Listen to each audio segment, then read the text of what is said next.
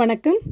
CR kitchen மதுரைக்கு உங்களை வரவேற்கிறேன். இப்போ நாம் ஃப்ரூட் கேசரி செய்ய போகிறோம். வாங்க எப்படி செய்யலான்னு பார்க்கலாம். அதுக்கு தேவையான பொருட்கள்: 1 கப் ரவை, 1 கப் ஜீனி, முந்திரி, கிஸ்மிஸ், ஆப்பிள், மாதுளை, டூட்டி ஃப்ரூட்டி, நெய், ரீஃபண்ட் ஆயில், ஃபுட் கலர், தண்ணி.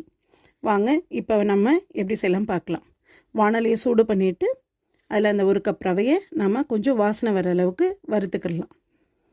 வறுத்து எடுத்து வச்சுக்கிட்டு கொஞ்சம் தேவையான அளவு நெய் விட்டு, நெய் கொஞ்சம் சூடானோடனே முந்திரி பருப்பு போட்டுக்குருவோம். முந்திரி பருப்பை கொஞ்சம் செவந்தோடனே கிஸ்மிஸ் போட்டுக்குருவோம். ரெண்டையும் வறுத்து எடுத்து வச்சுக்கிருவோம். இப்போ 1க்கு 3 கப் தண்ணி ஊற்றுவோம். 1க்கு 3 கப் தண்ணி ஊற்றிட்டு கொஞ்சம் போல் ஃபுட் கலர் போட்டுக்குருவோம். ஃபுட் கலர் போட்டு நல்லா கிண்டி விட்டு தண்ணி நல்லா கொதிச்சோன்னே ஒரு பிஞ்ச் உப்பு போட்டுக்குருவோம். உப்பு போட்டுட்டு நம்ம வறுத்து வச்சுருந்த 1 கப் ரவையை போட்டு கிளறுவோம்.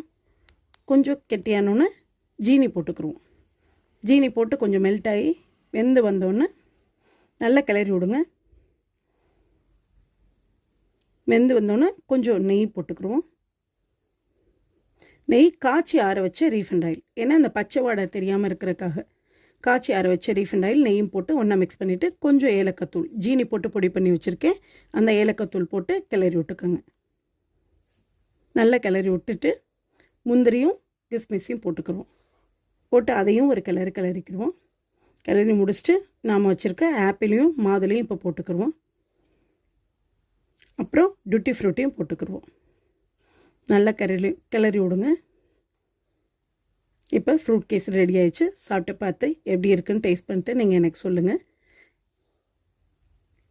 ஓகே, லைக் பண்ணுங்கள், ஷேர் பண்ணுங்கள், சப்ஸ்கிரைப் பண்ணுங்கள். Thank you for watching.